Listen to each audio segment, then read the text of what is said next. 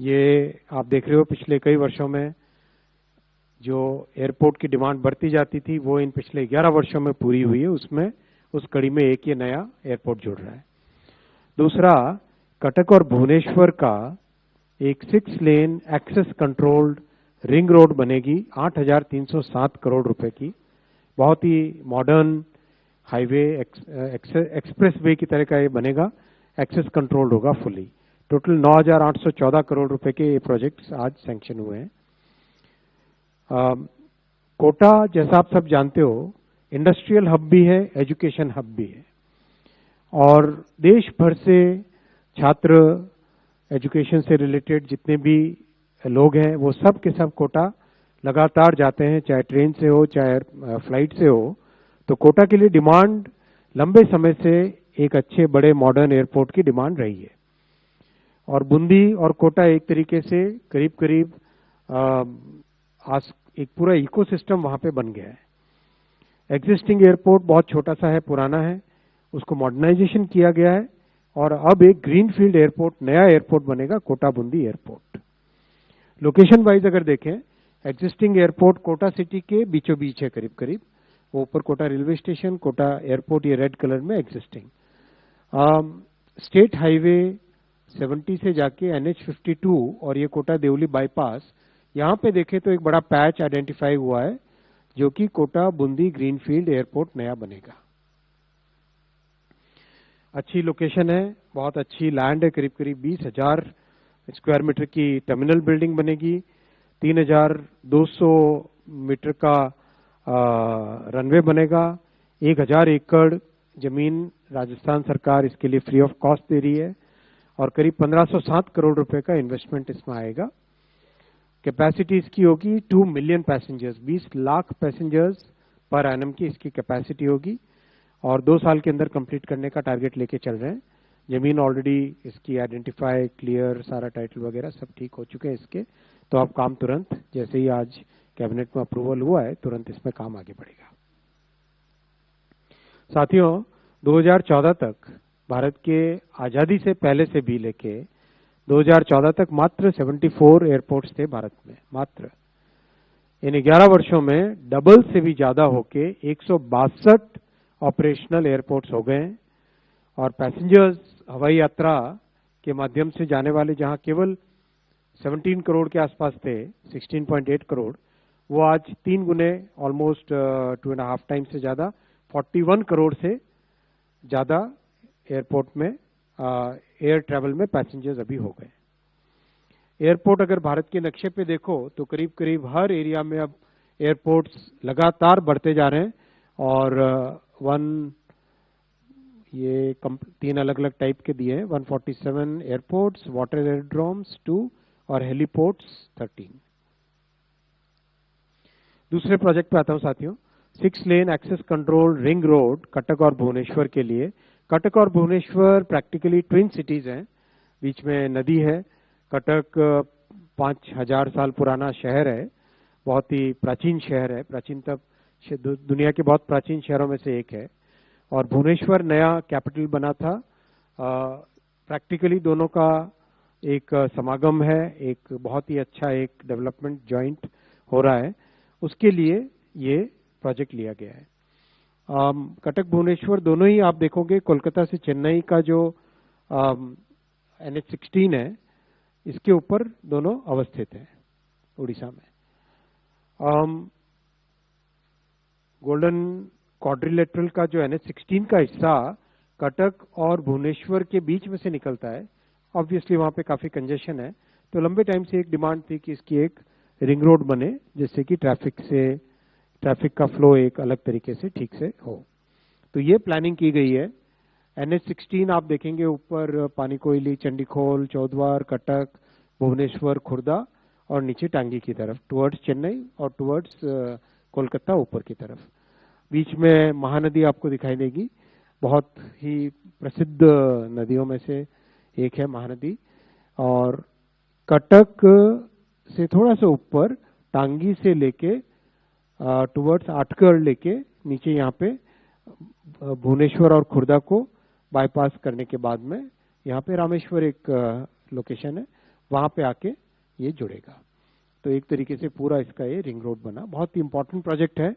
और प्रधानमंत्री जी का जो पूर्वोदय का विजन है कि पूर्वी भारत में अवस्थित हमारे जितने राज्य हैं उन सबके डेवलपमेंट के, उनके विकास के लिए लगातार जो प्रयासरत माननीय प्रधानमंत्री जी रहते हैं, उसी विजन का ये प्रोजेक्ट भी एक हिस्सा है।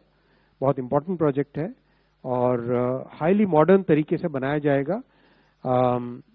6 लेन एक्सेस कंट्रोल्ड, कंप्लीट, जहां जहां जरूरत है वहां पे सर्विस लेन्स, प्रॉपर एक आधुनिक तरीके से इस प्रोजेक्ट को बनाया जाएगा।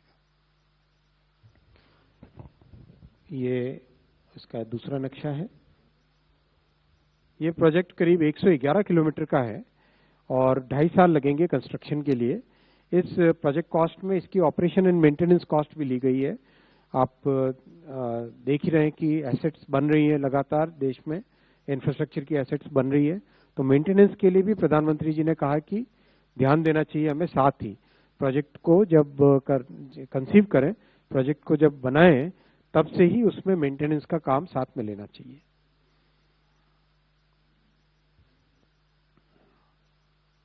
ओवरऑल साथियों, हमारे देश की नींव को मजबूत बनने के लिए, विकसित भारत की नींव रखने के लिए और हमारे मिडिल क्लासेस और युवाओं के लिए नई अपॉर्चुनिटीज क्रिएट करने के लिए, आपने देखा इस ऐतिहासिक तीसरी टर्म में प्रधानमंत्री जी ने करीब 10,74,000 करोड़ रुपए के इंफ्रास्ट्रक्चर प्रोजेक्ट्स अप्रूव करवाए हैं। और ये आप ध्यान दीजिए इसमें थोड़ा सा कि जब कोविड के बाद में सारी दुनिया ने एक कंजम्पशन बेस्ड सॉल्यूशन ढूंढा, वहां प्रधानमंत्री जी ने इन्वेस्टमेंट बेस्ड सॉल्यूशन देखा। इस इन्वेस्टमेंट बेस्ड सॉल्यूशन के कारण आज जहां विश्व में एक अनिश्चितता है, वहां भारत में एक हाई ग्रोथ और 18 साल के बाद में भारत की जो सॉवरेन रेटिंग है वो इंप्रूव हुई है, आगे बढ़ी है, अपग्रेड हुई है। और आप देखिए भारत की अर्थव्यवस्था कितनी लाइव और कितनी एजाइल है, कितनी आगे बढ़ रही है, ये इसका सबूत है। और इसके पीछे इंफ्रास्ट्रक्चर, इन्वेस्टमेंट, रिफॉर्म्स, हर सेक्टर का ध्यान देना, किसानों के लिए हित में काम करना, सेफ्टी नेट बनाना, एक कॉम्प्रिहेंसिव इकोनॉमिक पॉलिसी प्रधानमंत्री जी ने रखी, जिसके कारण आज भारत दुनिया में एक ब्राइट स्पॉट की तरह उभर रहा है। मैं यहीं पे रुकूंगा और आपके प्रश्न लूंगा। नमस्कार, आप प्रश्न पूछ सकते हैं और प्रश्न पूछने के पहले अपना और नाम और अपने संस्थान का परिचय दें। 238 पहले, फिर 4 नंबर आप। सर मैं तरुण हूँ। हेलो सर, मैं तरुण हूँ जी बिजनेस से। सर जो अभी कोटा का अभी हाल का जो एयरपोर्ट था सर, उसी को क्यों नहीं अपग्रेड कर दिया गया, मतलब ग्रीनफील्ड पे, क्योंकि वो बनाना, क्योंकि काफी लंबे समय से सर उसकी डिमांड थी सर, इसलिए। एरिया चाहिए, काफी स्ट्रांग एरिया चाहिए और लंबा रनवे चाहिए, उसके कारण से एक अलग से ग्रीनफील्ड की जरूरत। फिर कोटा और बूंदी दोनों का इसमें लाभ मिलेगा, ये भी एक बेनिफिट। दुनिया में अगर आप देखोगे करीब करीब हर शहर में, आप यूएस के पूरा अगर देखें, यूरोप में भी देखें, जापान में भी देखें, करीब करीब हर बड़े शहर में, जो शहर ग्रोइंग सिटीज हैं, उसमें ग्रीनफील्ड एयरपोर्ट थोड़ा शहर से दूर वैसा बनाने का, जिससे कि आप कैपेसिटी बढ़ा सको। और सबसे बड़ी बात है longer runway. Long runway 3.2 kilometres का जो इसमें रखा है वो बहुत इंपॉर्टेंट है, बड़े प्लेन भी उसमें आ सकते हैं। सेकेंड रो में fourth. This is Sanjeev Chopra from PTI. This Kota airport, the new greenfield airport, how far is it from the city, and whether the existing airport, which is very small as you said, only small aircraft can enter there. So will this exist in the near future, or finally, or will this be discarded in the times to come? No, generally all cities that we are constructing new airports, the existing airport will continue to serve, because that's right in the middle of the city, so it will continue to serve, and the new airport will add the extra capacity. Okay, kitna distance है? 23 kilometers from the city center. From the existing airport, 23 kilometers. First row में लक्ष्मण जी, आपने बाद में उठाया। Sir मैं Lakshman CNBC आवाज से। मेरा सवाल ये है कि अभी तक आपने जैसा कि एग्जांपल दिया कि सरकार ने करीब 88 नए एयरपोर्ट ऑपरेशनल किए हैं 2014 से लेकर के अब तक। तो इन सारे एयरपोर्ट का कोई असेसमेंट किया गया है क्या कि कितनी कैपेसिटी है और कितनी कैपेसिटी यूटिलाइजेशन वहाँ पे हो रही है? जो फ्लाइट ऑपरेशनल हैं वो कितने प्रॉफिटेबल हैं?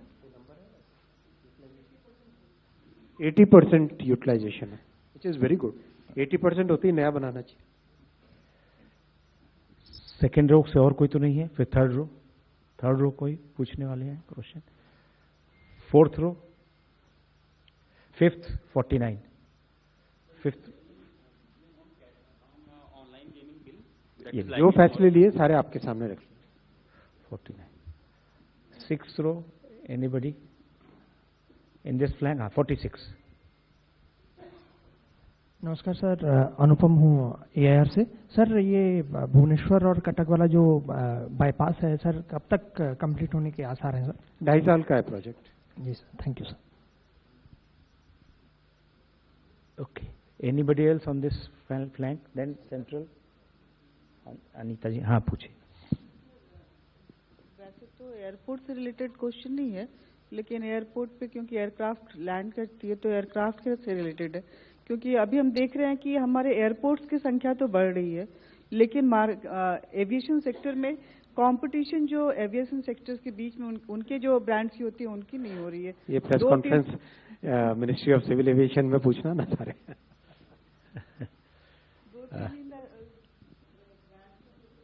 ना अपने को फोकस रखो। देन राइट साइड में 166, third row. Sir, we need to have some clarity regarding the online betting app regulations which will be in place. जो कैबिनेट में आज डिसीजन लिए गए हैं वो सारे आपके सामने रख लिए। नेक्स्ट अपना परिचय जरूर दे दें। Sir Sameer Dikshit ET now से। जो कोटा वाला एयरपोर्ट है इसमें क्या फर्दर एक्सपेंशन का स्कोप लेकर के चल रहे हैं? पहला। दूसरा, जो अभी लैंड हैंडओवर किया है AAI को, क्या उसके अतिरिक्त और लैंड हैंडओवर करेगी स्टेट गवर्नमेंट? ऐसा कोई अभी बातचीत है? और जो इन्वेस्टमेंट है 1507 करोड़ का, इसमें स्टेट गवर्नमेंट भी क्या अपनी तरफ से कुछ निवेश करेगी? स्टेट का कुछ नहीं, ये स्टेट का कुछ एक्सपेंशन अभी लैंड उनका कंट्रीब्यूशन है, राज्य सरकार का लैंड कंट्रीब्यूशन है और फ्री ऑफ कॉस्ट भी है। और ये सफिशिएंट लैंड है मेरे ख्याल से। 20,000 square metres is huge terminal building के लिए, रनवे के लिए भी। ओवरऑल 1089 एकर्स दिए हैं, which is very good. Apart from passenger इसमें कार्गो के लिए भी होगा जहाँ होता है। कार्गो के लिए का स्कोप है इसमें? कार्गो भी है, रहता ही रहता है। Fifth row Deepak 190। Sir, I am Deepak from Times of India. Sir, my question is on this Bhubaneswar Cuttack bypass. Is it the biggest project in so far as highway is concerned in Odisha? That is question number one. Number two, because government talks about Gati Shakti master plan, and there is also a proposal to have Bhubaneswar Cuttack metro project. So has it been factored in that this road will also provide some kind of connectivity to the metro network? देखो यार, ऐसा है, this is one of the largest projects for sure, but overall the investment in Odisha is significant, as you are aware yourself.